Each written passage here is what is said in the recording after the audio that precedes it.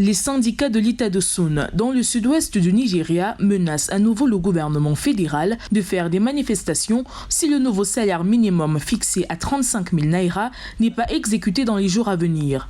En effet, selon le Bureau national des statistiques du Nigeria, le taux d'inflation annuel du Nigeria a grimpé de 25,8% en août 2023 contre 24,8% en juillet, soit le taux le plus élevé depuis septembre 2005.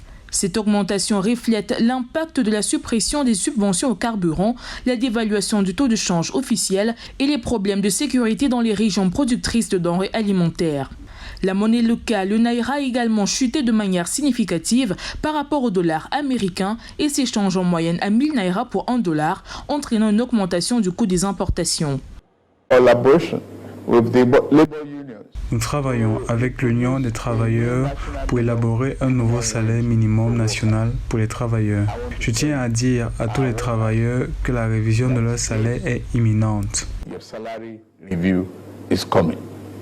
Le salaire minimum dans le pays le plus peuplé d'Afrique était de 18 000 naira par mois pour les salariés du public comme du privé en 2011 sous la présidence de Jonathan Goodluck. En 2019, le gouvernement de Muhammadu Buhari avait accordé une augmentation de 50% du salaire minimum après des mois de bras de fer avec les syndicats de travailleurs, plusieurs manifestations et des menaces de grève. Il y a un certain seuil à l'injection d'argent dans le système. Plus l'inflation augmente, plus le taux de change se déprécie. Et plus ce taux se déprécie, plus vous ferez pression sur l'injection d'argent. Le Conseil d'État en est pleinement conscient et pourtant il joue avec le feu. Dans les réformes observées depuis des années, le président Tinubu a supprimé une subvention populaire mais coûteuse à licence, ce qui a fait tripler les prix et mis fin aux restrictions sur le commerce d'échange qui ont affaibli le naira de plus de 40%.